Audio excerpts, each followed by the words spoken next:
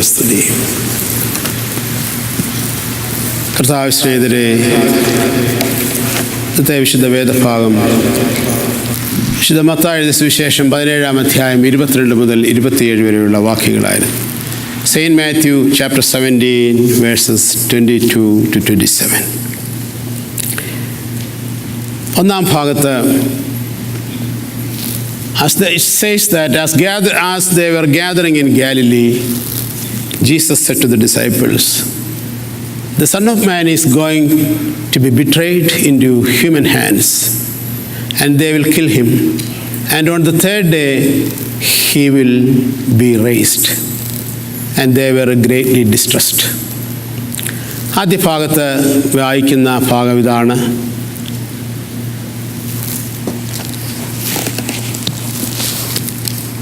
മനുഷ്യപുത്രൻ മനുഷ്യരുടെ കയ്യിൽ ഏൽപ്പിക്കുവാൻ പോകുന്നു.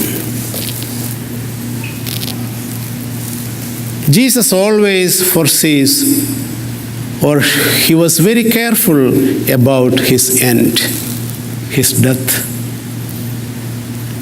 തൻ്റെ മരണത്തെപ്പറ്റി ബോധ്യമുള്ളവനായ മനുഷ്യനായി ജീവിക്കുക.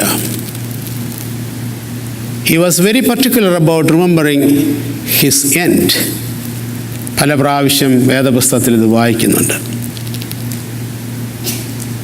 When we remember about our end, or when we remember about our mortality, we will be very careful about organizing our own life. If we are told that we will be only 1 year or 1 day, we will be very careful about our death. How do we spend the time? ഇവിടെ കർത്താവ് പഠിപ്പിക്കുന്നത് 90-ാം സങ്കീർത്തനം വായിക്കുമ്പോൾ നാം വായിച്ചിട്ടുണ്ട്, പല പ്രാവശ്യം വായിച്ചിട്ടുണ്ട്. Lord, grant me the wisdom to count my days. എൻ്റെ നാളുകളെ എണ്ണുവാൻ എന്നെ ഉപദേശിക്കണമേ. I am a foreigner in this world. ഞാൻ ഈ ലോകത്തിൽ പരദേശിയാകുന്നു. എൻ്റെ നാളുകളെ എണ്ണുവാൻ നീ എന്നെ പഠിപ്പിക്കണമേ. അതിന് ജ്ഞാനമുള്ള ഒരു ഹൃദയം നീ എനിക്ക് തരയണമേ എന്ന് ദാവീദ് പറയുന്നുണ്ട്. അതുകൊണ്ടാണ് ഇന്ന് ഞാൻ നാളെ നീ എന്നൊക്കെ പറയുന്ന പല കാര്യങ്ങളും നമ്മുടെ ജീവിതത്തിൽ നമ്മൾ കേൾക്കുന്നുണ്ട്. പക്ഷേ ഓർത്തുകൊള്ളുക, ആദ്യം കർത്താവ് പഠിപ്പിച്ചത് beware of your end, that I am a mortal person, I will die any time. Based on that, we will be very careful about our days on earth. കടന്നു പോകുന്നവനാണ് ഞാനെന്നോർത്ത് ഓരോ ദിവസവും അനുഗ്രഹകരമായി ചിലവഴിക്കുവാൻ നമുക്ക് സാധിക്കുക. ഒന്നാം ഭാഗത്ത് കർത്താവ് ഇതാണ് പഠിപ്പിക്കുന്നത്. മരണത്തെ മുന്നിൽ കണ്ടുകൊണ്ട് ജീവിക്കുക, പേടിച്ച് ജീവിക്കാനല്ല. there is a positive effect. രണ്ടാം ഭാഗത്ത് നാം കാണുന്നു, when they reached Capernaum, the collectors of the temple tax or church tax or the trustees came to Jesus. But they didn't ask Jesus for the tax, and they chose Peter and asked him, "Don't your teacher pay the church tax?" നമുക്കറിയാം, പള്ളി വരുമ്പോൾ ദശാംശം കൊടുക്കണം, അല്ലെങ്കിൽ subscription കൊടുക്കണം. അന്നുള്ളതാണ് ഇതെല്ലാം, അന്നേ ഉള്ള ഒരു കാര്യമായത്. പണം കൊടുക്കണം. Because the temple tax is considered as a ransom for people's sin. ജനത്തിൻ്റെ പാപത്തിൻ്റെ പരിഹാരമായിട്ട് ദേവാലയത്തിൽ നികുതി കൊടുക്കണം, tax. Benjamin Franklin, in one of his writings, he says, there are only 2 things which people don't like on this earth. Number 1, death. Number 2, tax. ശരിയാണ്. മരണവും ടാക്സുമാണ് മനുഷ്യൻ ഇഷ്ടപ്പെടാത്ത ഏറ്റവും വലിയ കാര്യങ്ങൾ. But we are bound to obey those things, tax and death. We want to surrender about that. ഇവിടെ പറയുന്നു, നീ tax കൊടുക്കുന്നില്ലേ? And then Peter said, yes. Jesus didn't respond that time. And after that, when they were inside the home, Jesus asked Peter, Simon, what do you think? The tax is collected. The king collects tax from his own sons or from the people. And he said, no, from the people. Because Jesus was the Lord of the temple. ദേവാലയത്തിൻ്റെ അധ്യക്ഷനാണ് യേശു എന്ന് പറയുന്ന കർത്താവ്. ഞാനെന്തിനാണ് tax കൊടുക്കുന്നത്? ഞാൻ എന്നെപ്പറ്റി തന്നെ പറഞ്ഞാൽ ശരിയാ.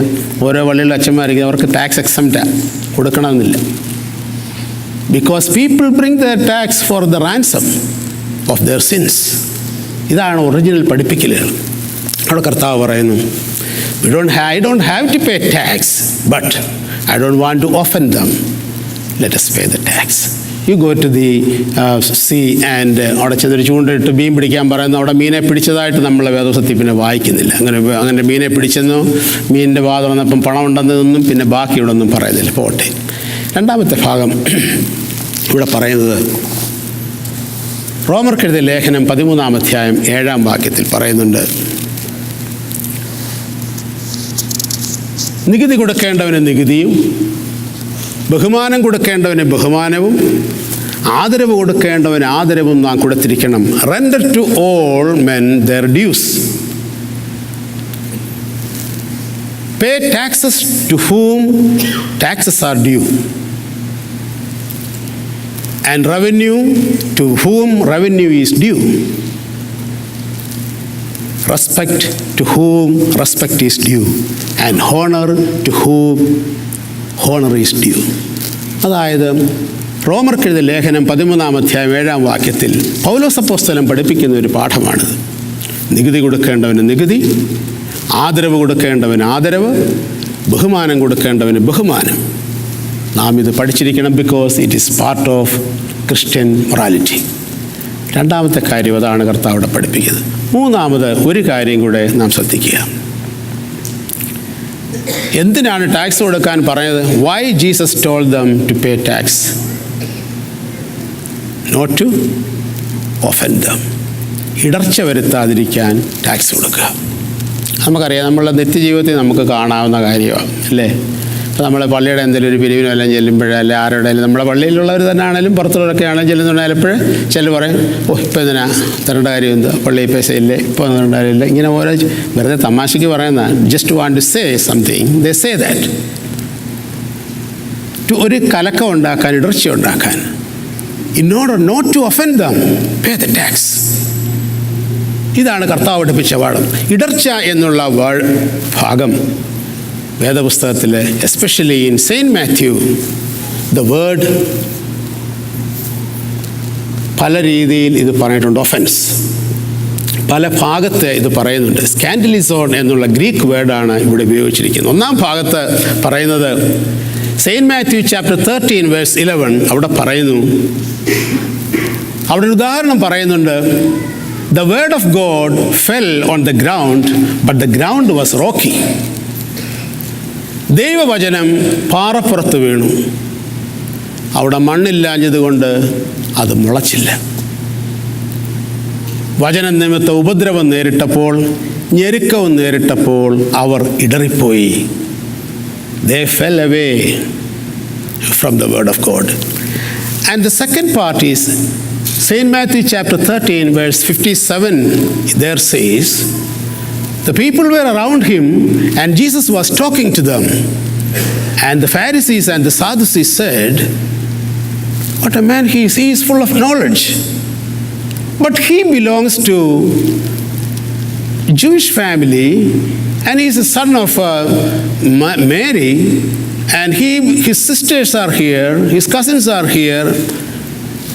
From where he gets all this wisdom? And they got offended at him. They took offense.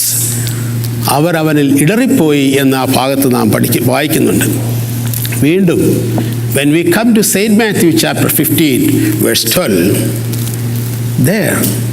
there was a feast going on, and the disciples of Jesus, they came in and they started eating because they were hungry. And the Pharisees came to Jesus and said, your disciples don't wash their hands and they eat food. ശിഷ്യന്മാർ വളരെ വിശന്നിട്ടായിരുന്നു, സദ്യയ്ക്ക് വിളിച്ചിരിക്കുകയായിരുന്നു. എളുപ്പത്തിൽ ചാടിക്കരുത്, ഭക്ഷണം കഴിക്കാൻ തുടങ്ങി. പരീശന്മാരും സദൂക്യരും അടുത്ത് കർത്താവിനടുത്ത് എന്ന് പറഞ്ഞു, ഇത് പൂർവ്വന്മാരുടെ സമ്പ്രദായം തെറ്റിച്ച് ഇവർ കൈ കഴുകാതാണല്ലോ ഭക്ഷണം കഴിക്കുന്നത് എന്ന് പറഞ്ഞപ്പോൾ കർത്താവ് അവരോട് മറുപടി പറഞ്ഞു, whatever goes into your mouth does not defile you. Whatever comes out of your mouth defile you. വായിലേക്ക് ഭക്ഷണം പോകുന്നത് നീ അശുദ്ധനാകുന്നില്ല, നിന്റെ വായിൽ നിന്ന് വരുന്ന വാക്കുകളാണ് നീ അശുദ്ധനാകുന്നത്. Then the disciples come to Jesus and said, Master, right now what you said, they got offended. നിന്റെ സംസാരം കേട്ടിട്ട് അവർ ഇടറിപ്പോയി. നീ ഇങ്ങനെയൊക്കെ സംസാരിക്കാമോ?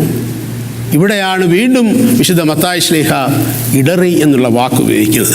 Again, in St. Matthew chapter 17 verse 27, Jesus says, in order not to give offense to them, we don't want to offend them, just pay the tax.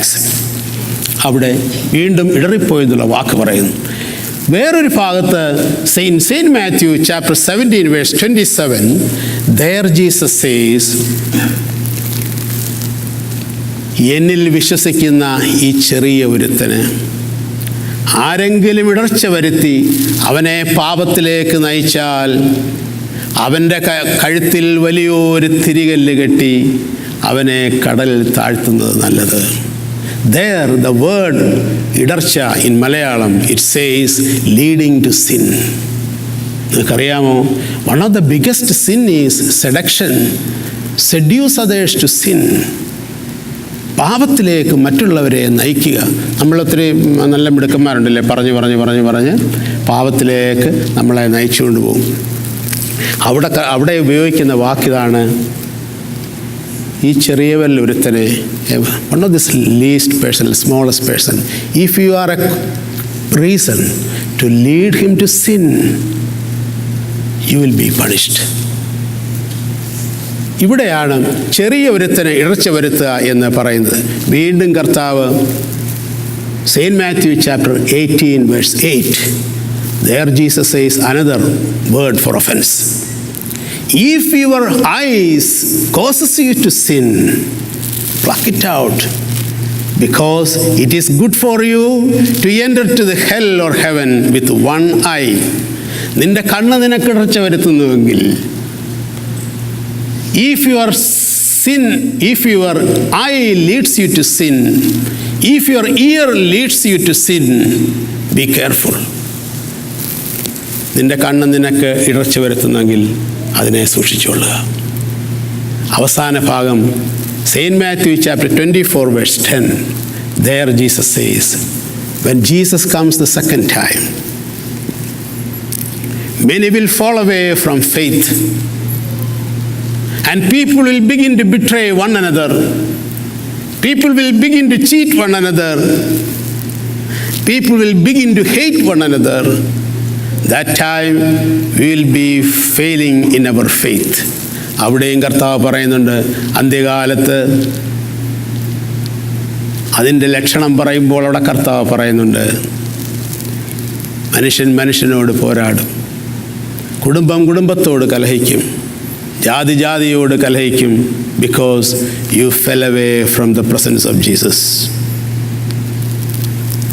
Dearly beloved, 3 കാര്യങ്ങളാണ് നമ്മൾ പഠിച്ചത്. ഒന്നാം ഭാഗത്ത് കർത്താവ് പറയുന്നു, മരണത്തെ മുന്നിൽ കണ്ടുകൊണ്ട് ജീവിക്കുന്ന മനുഷ്യൻ will be very careful about his own days. രണ്ടാം ഭാഗത്ത് പഠിപ്പിക്കുന്നത്, whatever is due we have to give. നികുതി കൊടുക്കേണ്ടവന് നികുതി, ബഹുമാനം കൊടുക്കേണ്ടവന് ബഹുമാനം, ആദരവ് കൊടുക്കേണ്ടവന് ആദരവ്, because that is part of civilization or good culture. മൂന്നാം ഭാഗത്ത് കർത്താവ് പഠിപ്പിക്കുന്ന മനോഹരമായൊരു പാഠമാണ്, don't be A stumbling block two anybody. ആർക്കും ഇടർച്ച വരുത്തരുത്.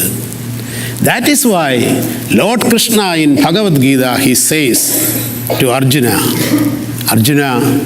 don't unsettle the minds of the ignorant. That is a big sin. നീ അതും ഇതും പറഞ്ഞ് അജ്ഞാനികളുടെ ഹൃദയം വഴിതെറ്റിക്കരുത്. അതേറ്റവും വലിയ പാപമാണ്. ഇടർച്ച വരുത്തുന്നവർ 2 കൂട്ടരാണ് എന്ന് പറയുന്നുണ്ട്. ഒന്ന്, People who are cynics and people who are liars, they make people divided. രണ്ട് കൂട്ടരാണ് സമൂഹത്തിൽ ഇടർച്ച വരുത്തുന്നതെന്ന് പറയുന്നുണ്ട് ആ ഭാഗത്ത്. ഒന്ന്, ദോഷൈക ദൃക്കുകൾ, സിനിക്സ്, only sees bad things in others. They only see the bad things in others. They make problems in the society. They give trouble to others. That's the people who lead others to sin. രണ്ടാമത്തെ കൂട്ടർ, they are the liars. കള്ളം പറയുന്ന, നല്ലപോലെ കള്ളം പറയുന്നുണ്ട്. സാധാരണ കള്ളമൊന്നുമല്ല, ഇല്ലാത്ത കള്ളങ്ങളൊക്കെ ഉണ്ടാക്കി പറയുന്നവരുണ്ട്, the liars. And they lead others because they become a cause for others to sin. ദോഷൈക ദൃക്കുകളും കള്ളം പറയുന്നവരും അനേകരെ പാപത്തിലേക്ക് വഴിനയിക്കുന്നു. അതുകൊണ്ട് we should not be among them. We should not be liars or cynics. We should be good people. We should be good believers. May God bless you. ഈ സമയത്ത് ദൈവമാതാവിനുള്ള മധ്യസ്ഥ പ്രാർത്ഥന നടത്തുന്നതായിരിക്കും. Page number 240 in the കുർബാനക്രമം.